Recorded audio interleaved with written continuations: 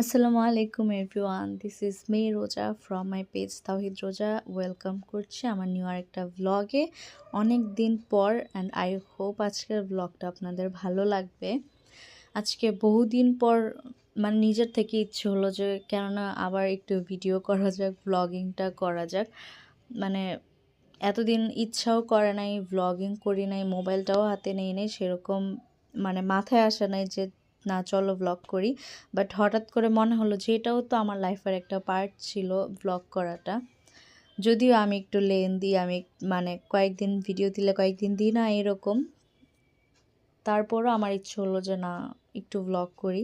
শরীরটা এখনও সেরকম রিকভার হয় নাই, সাথে আমার ঠান্ডা লাগছে। আমার ভয়েস শুনেই বোঝা যাবে যে আমার কতটা ঠান্ডা লেগে আছে। বাট তারপরও মানে ভ্লগটা করে মানে ভিডিওগুলো করে আমার কাছে একটু হলেও বেটার ফিল হয়েছে এরকম।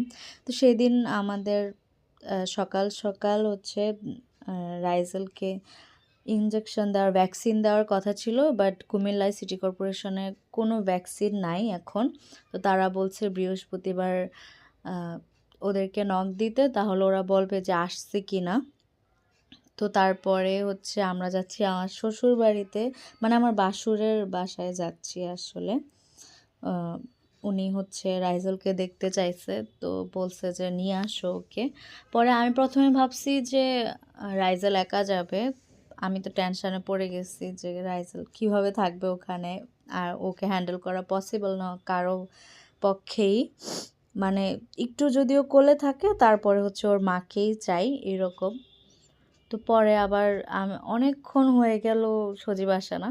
পরে আমি কল দিলাম যে আসো না কেন। পরে ও বলে আরে তুমি সহ যাবা তো। তারপরে এরপর আমি বলছি যে আসলে লেট করতেছে, মানে আমি তো রেডি হইতে একটু দেরি করব। আর সেদিন একটু রেডি শেডি হয়ে নিজেরই ভিডিও বেশি করছি, মানে আজকের এই ভ্লগটা আপনারা আমাকে বেশি দেখবেন। আমার অনেক ভালো লাগতেছিল আসলে ওখানে গিয়ে। রাইজল তো সবার কোলে কোলে ছিল, আমি একটু ফ্রি ছিলাম বাসায়, যেহেতু আমি আম্মু আর রাহি থাকি। আর রাহি তো সারাক্ষণই ওর সব অ্যাক্টিভিটিস নিয়ে বিজি থাকে, আর আম্মু তো সারাদিন কাজে বিজি থাকে। তো রাইজেলকে সব কিছু আমারই করতে হয় A to Z।